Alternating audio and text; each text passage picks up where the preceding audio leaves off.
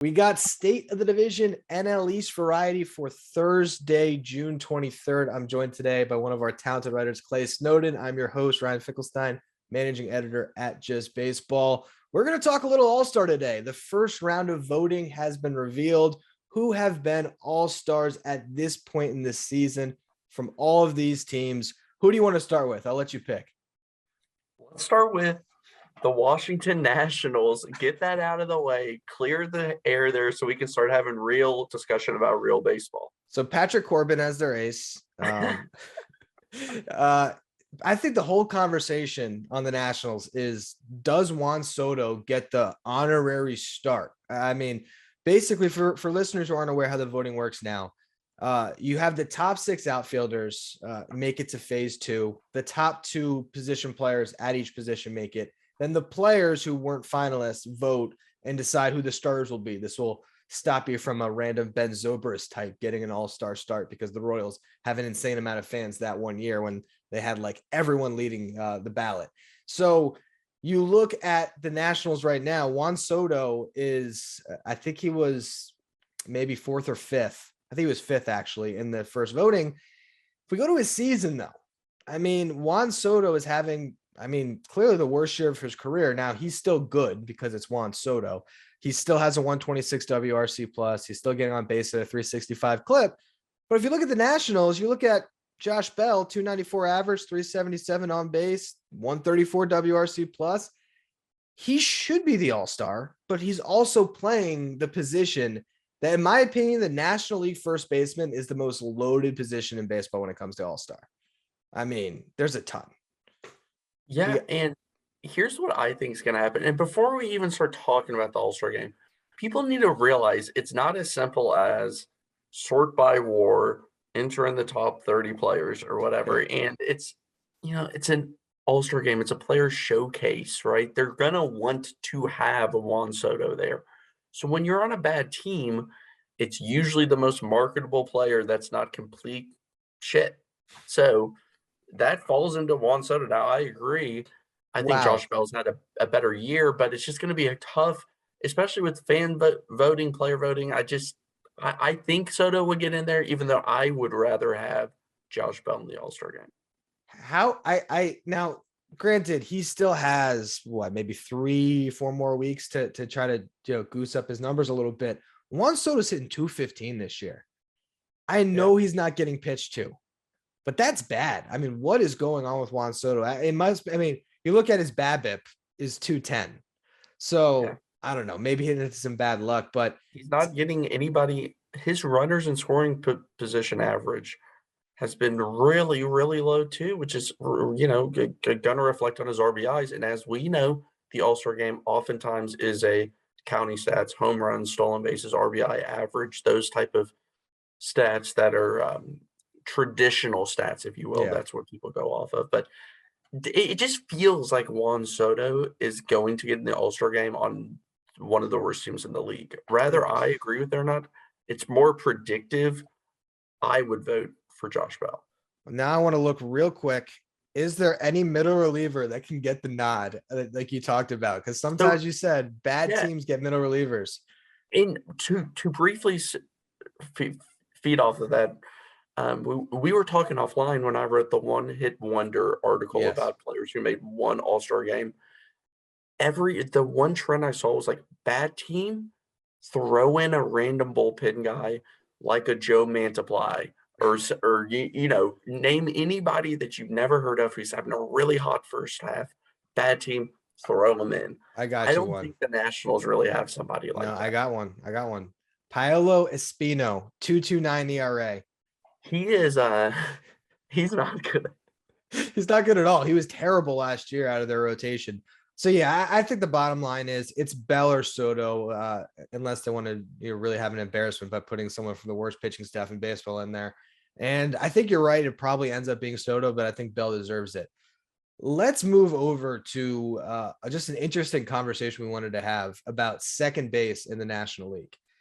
Jeff McNeil or Jazz Chisolm.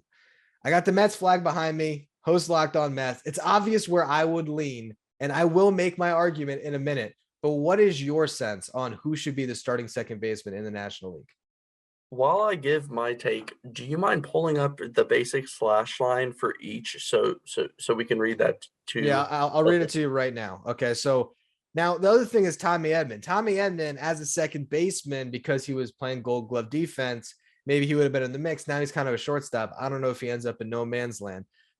You look right now, and he's also the top vote getters. It was Chisolm 1, I believe, Albies 2 when he's out with the broken foot, and McNeil 3. So you look at the numbers. Jeff McNeil leading all second basemen, 327 average, 386 on base, 146 WRC plus, 465 slugging, 2.5 F4. Chisolm, 241 average, 313 on base, 518 slugging, 131 WRC plus, 2.2 F4. He does have the counting stats of the 13 home runs and the 42 RBIs compared to McNeil with 4 home runs and 33 RBIs. And I think that's what gives Jazz the edge, because whether it's right or not, that's how these games work typically. We know that there's a lot of mixed reviews about Jazz, and this is what I think is interesting. Will he get the player vote? That's what I'm saying. Yeah, And he's is polarizing. Jazz like? I want to know what players think of Jazz Chisolm. I think we got a little bit of a glimpse what the Marlins players think of Jazz Chisolm. I want to know what the other players are thinking about. What do you think his own team does? You think his own team votes for Chisolm or McNeil? They have votes. I think they're going to be extremely silent about that. And It's anonymous. They might throw McNeil some votes. I will say this: most clubhouses would vote for their guy 100%. I would be shocked if the Marlins clubhouse is 100% vote on Jazz. Um, I love Jeff McNeil, and you and I have been texting all off season about where he was going to get moved or if we like him. And you and I were, hey, we still think he's a good player, all because he had one bizarro year with a strange incident that didn't go well for the rest of the season and focus on changing how he approaches at the plate. He's really blossomed this season back into the player that we all knew he could be, and he's more comfortable playing second base. I think Jazz Chisolm does get the start just because he has those sexy stats of home runs, RBIs that, and correct me if I'm wrong, but when you vote, doesn't it just say like average home runs, RBIs? It It's like the probably average does. voter who's just scrolling and maybe like, oh yeah, both of these players are good. Like, oh, well, one has 13 home runs, click. Yeah. Yeah. And I was feeling very lonely this offseason when I was out here saying that Jeff McNeil would be a better player for the Mets than Chris Bryant, and they should definitely save that money and not trade Jeff McNeil when a lot of fans wanted them to trade McNeil and bring in a Bryant. And what I love about Jeff McNeil, I wrote the article, for us on Just Baseball about the most deserving all-star starters. And Jeff McNeil does not qualify. You can't vote him as an outfielder. But if you look at the stats this year, excuse me, he's also been the second best outfielder in this league as well. His numbers are great. He gives great at bats. He's absolutely murdering the shift. And I don't see how he misses the All-Star game. But will he start? I don't know. I think that they might go the star power route. It all depends on who's on the mound, right? It's a big matchup thing in the All-Star game. Yeah. When it comes to the rest of them, I think obviously we don't have to spend much time on it as far as the Marlins are concerned. Their one all-star that's a given is the leading candidate to win the Cy Young, which is Sandy Alcantara, who's on a different planet right now.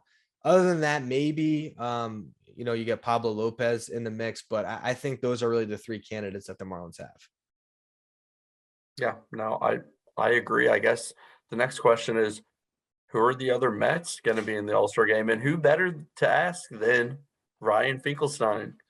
So Pete Alonso will be in. He won't start because Paul Goldschmidt, arguably the MVP this year. So I think Goldie deserves to start. Pete will be the backup first baseman. He'll probably win his 3rd home run derby in a row. I'd put money on that right now. So that's the given. The rest of the Mets, it's interesting. I don't think they get any starters in there. No one really deserves it. If Scherzer didn't get hurt, maybe. If Bassett didn't struggle recently, he could have been in the conversation. Edwin Diaz is on some insane different planet right now when it comes to strikeouts. He's striking out, last I checked, 17.5 batters per 9, strikeout rate of 48.6%. I think he gets in. I think Alonso gets in. I think McNeil has a decent shot, but it's crazy because how many All-Stars do the Mets get as one of the best teams in the National League? And the other candidates they have, you have Lindor, who's having a good year, but as we'll talk about in a minute, you got Dansby Swanson, you got Trey Turner, you got Brandon Nimmo, who's arguably been the Mets' best outfielder, but he's 11th in votes right now. So he's not even going to sniff the fan vote. We'll see what happens when it comes to voting him in from, I guess players and coaches, however they decide the bench. And then you got Starling Marte, who this is actually an interesting conversation we can have. If you got your top 6 right now, it's Acuna, it is Betts. Those two are guaranteed starters. You got Soto, Marte, Duvall, and Jock Peterson. So to me, Adam Duvall is not an all-star, right? Wait, Duvall was on there? Adam Duvall's in the top 6 right now in votes from players. Yeah, not an all-star. Not an all-star. That much right now. He's having a terrible year. Mark Canha's actually 7th right behind him, but even then, Mark Canha's not an all-star either. I can admit that. So then the conversation becomes, all right, if the players don't just put Juan Soto in, which I think they will, but let's just say that Soto's off the table too. And it becomes a conversation, Starling Marte or Jock Peterson, who would get the nod? Starling Marte or Jock Peterson. I feel like Jock has had a little bit more of the flash this year, and that's probably just because Starling Marte is surrounded by a lot of players who are playing well in that lineup compared to Jock, who there's a lot of lesser names in that lineup. I think the average fan would say, oh yeah, I've kind of seen more Jock Peterson. Now, right, whether or not that's right has to be thrown out the window because that's not how all-star voting works, right? I'm pretty sure he's think third. In the mind of the average voter. I think Jock will get that. And how about if the voters found a way to vote Jock and Tommy Pham into the All-Star game together? That would be some theater. That'd be great. And basically, I'm pretty sure Jock actually is third in the vote right now. Marte's 4th. Jock Peterson has the 15 home runs. He has the 153 WRC plus. To me, he's actually had the better year. So I would actually think Jock Peterson deserves to start over Starling Marte. And I think the Mets will already have Edwin Diaz, Pete Alonso, like I mentioned, Jeff McNeil. I think those are probably the 3 all-stars. And the question just becomes, does Lindor get in as one of the shortstops? How many shortstops do you have? I think Trey Turner's a given. I imagine he ends up getting voted in by, he's also completely trouncing everyone on the fan vote, but I imagine he'll get in when the players have to vote between him and Swanson. But Dansby Swanson, we just had an article this week, Dansby Swanson looking like one of the best all-around shortstops in baseball. And I mean, his defense has been great this year.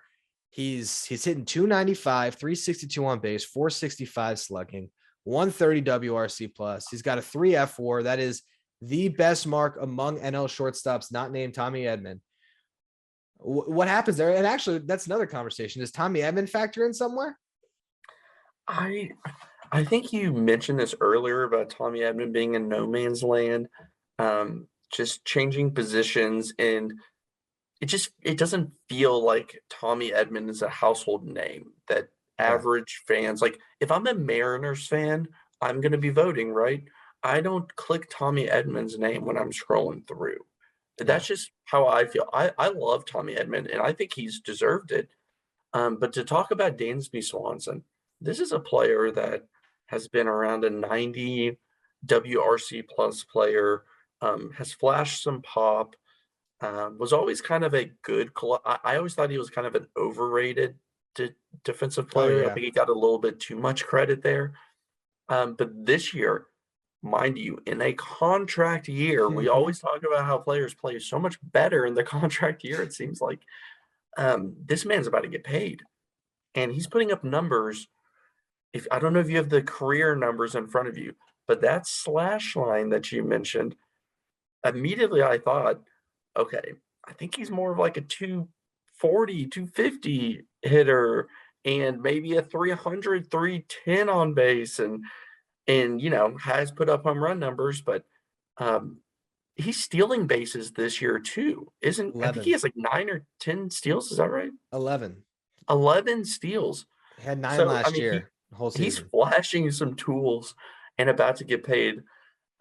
It's gonna be really interesting to see if the Braves pay him, but, like, how does he not make it right now at this point?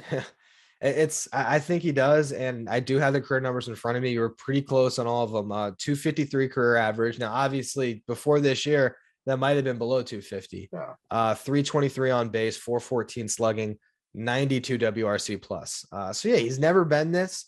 Now he's in this weird position as far as the Braves are concerned, where do you pay him top tier shortstop money off of 1 year? That's a conversation we can have in the offseason. But I do think he is an all-star this year. And then the question is, does Lindor make it as a third shortstop, which I think it just depends on how else the rest of the league kind of shapes up with other, teams having to get their one all-star and how the roster looks. He's also okay. Let's look at he's the only player it looks like on the Braves that's really gotten a ton of playing time at shortstop. Shocker. I was wondering why I wasn't Yeah, seeing the whole list there on Fangraphs. It's because I was filtering for shortstops when I switched I the team. think Arcia is really the only other option. He's That's playing it. second base full time now, right? So I'm looking now though at the full team stats to see who else we could look at as potential all stars. One guy that I think is in the top 2 for DH right now is William Contreras. You know I'm a big fan. Now the problem is Bryce Harper is going to be the starting DH, assuming health allows him to be. But I mean, his numbers this year are insane. The dude's hitting 284, 360 on base, 627 slugging. Just recently crossed the 100 plate appearance plateau. 168 WRC plus, a 1.3 F WAR in 30 games is pretty insane. I mean, quick math tells you over a full season, that's like a 6.5 win player. 9 home runs and basically his first 100 plate appearances. In very limited playing time. They've done everything to try to get his bat in order, playing him at DH catching, even playing him in left field at one point. The Braves catcher situation going forward, Manny Pena, who a lot of people have forgotten about, signed to a 2-year deal. Travis d'Arnaud, a 2-year deal. And now Contreras, who was always a good hitter in the minors, kind of struggled a bit in his first couple stints, is looking good. I mean, they have 3 catching options going forward. I like the way that this Braves team set up. I know that you hate to hear that. And just to be clear, Ryan and I are not big believers in the Braves, big winning streak and coming for first place. We are still full on New York Mets for the division. Yeah. And I think the one thing that makes me a little nervous is seeing that youth mixed with some of the veterans they have. Because I'm right now, it's hard not to look at Michael Harris's numbers through 23 games. He's hitting 345, 375 on base, 571 slugging, 160 WRC plus. And you talk about F WAR, he's at 1.3 through 23 games. So that's insane. Looking at other all-star candidates though, Duvall, it's terrible, yet he's getting votes. But Austin Riley, I think has a chance here. He's had a pretty good year, 18 home runs, 41 RBIs. Those are the counting stats that'll get you fan votes. 129 WRC plus, hitting 256, 324 on base, 515 slugging, 2.0 F WAR. He hasn't been what he was last year, but he's been solid. So I could see Riley maybe, but really I think Swanson's the only clear cut. Well, actually Acuna, obviously. Acuna's going to start.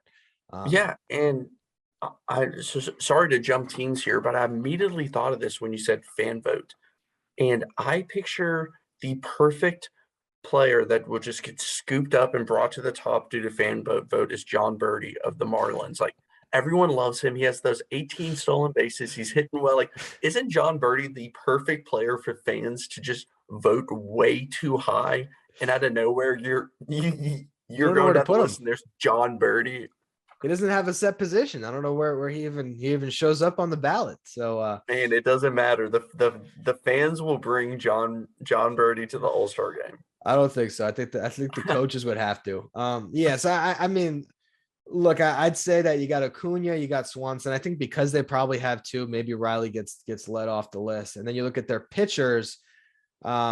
It's Max Fried, it's Kyle Wright are really the main options there. So I think they could certainly once again have 3, 4, 5 all-stars. The Braves still have a lot of guys playing really well. Yeah, and of course, whenever you think of this thought exercise, it's important to remember other teams. For instance, okay, is Riley going to make it? Okay, well, Nolan Arenado will be there. Like you know, that's the way that you have to think as well, is who else is going to fill in those spots. And then before you set your mental all-star roster, remember the bad teams and who the hell is going to make it from there. They're going to have one at least. So take that into consideration when you're I guess filling out your own Yeah, roster. you got there. Someone will be there representing the Cubs and the Pirates. I don't know who, and that can be something that your Jack league can Sawinski. tackle on the NL Central version of State of the Division. But they'll have to have somebody. You go to the Phillies. Zach Wheeler, I think, will probably be an all-star. Aaron Nola having a really good year as well. Both of them an identical 2.4 F4. You got Wheeler with the 2.69 ERA. You got Nola 3.11. Looking at their relievers, I don't know. Maybe you get a little Brad Hand, Sir Anthony Dominguez. Could a Phillies bullpen member make it, considering how bad their bullpen is? Probably not, right? Short answer, no. Yeah. All right, looking at the lineup. Harper's in. He's gonna run away with the fan vote, and players will certainly vote him in over William Contreras, and he deserves it. I mean, hitting 326 this year, 391 on base, 621 slugging, 173 WRC plus, and a 2.8 F4 when he's not getting anything defensively added to that. That is strictly an offensive war there for Bryce Harper. He's been unbelievable. 15 home runs, 48 RBIs. He's in. Other than that, I'm looking over it now.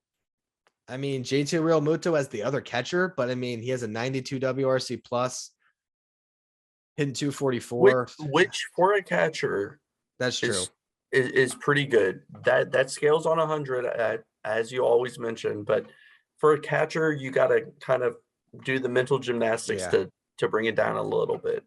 Actually, so pulling up the whole league when it comes to the catcher position, he is third right now in F4. Darno has been better. You have Contreras, and then you could, if they wanted to get kind of crazy, they could throw Dalton Varsho in there as the backup catcher just to give the Diamondbacks a representative, which I would kind of like for them to do. And I don't know if that will happen. I don't know if Varsho is gonna get any of the random fan vote, or I guess he would rely on the manager player vote. Yeah, that's like the manager, coaches, however they decide the bench, which I don't really remember how they figure that out. So yeah, I think looking at the rest of the Phillies, I would say that it's going to be Harper and Wheeler. Really, that's what I would, if I put my money on it now. In the preseason, wouldn't you think like a lot of that lineup would be in consideration, or at least we would mention their names right now? I mean, Schwarber, I get, he has 18 home runs. So Schwarber's at 22 home runs at the break. I don't know, maybe, but you know, he's also playing terrible defense in left, and it took him about 6 weeks to get his batting average over the Mendoza line this year. And I don't know if I don't think he's an all-star this year. Neither do I. And, you know, a lot of the Nick Castellanos is not an all-star this year either. Hoskins has struggled. Segura got injured. Didi, not an option. No. Stott, not an option. Alec Bohm, not an option. Yikes. I mean, now that I'm doing this exercise, I'm really thinking about the Phillies, and I just don't see it happening this year with the Phillies. I think they're one of these teams that will probably do some form of adding at the deadline, because they'll be in the fringes, and maybe they'll kind of make the same type of move last year where they got the pitcher whose name's escaping me from the Rangers, Gibson. Kyle Gibson, is that right? Kyle Gibson, yeah. Not Kirk Gibson. So I don't know. Maybe they make a move. You know, let's just say they went out and they got a center fielder. Maybe they could get into the race. To close out the show, let me just go through the division standings as of 6:49 on Wednesday night here, Eastern time. You got the Mets have a 5-game lead over the Braves. The Braves have split their first 2 games of their series against the Giants. The Phillies are 8 games back of the Mets at 36 and 33. I didn't say the Braves record, they're 39 and 30. So 9 games over for the Braves, 19 games over for the Mets, 3 games over from the Phillies. And then you got the Marlins at 30 and 36, 4.5 games behind the Phillies, 12.5 behind the Mets. And then who really cares about the Nationals, but they are 25 and 46 and 20 games back and it's not July yet, which is impressive. So that's your division right now. And I think, based on record, the Mets and the Braves are obviously going to populate the All-Star game a lot more than these other teams. I think they'll be lucky to get maybe 5 All-Stars between those final 3 teams there. Yeah. And, I enjoy the All-Star discussion. It's always fun, and it's always a great exercise to kind of work through, each team. And so thanks for the invite tonight and or today to have you join the show. For sure. You can check out Clay tomorrow also on the NL Central version of State of the Division with Ethan. So check that out. And of course, throughout the week, you can get your updates on everything going on in each division in baseball with the State of the Division podcast.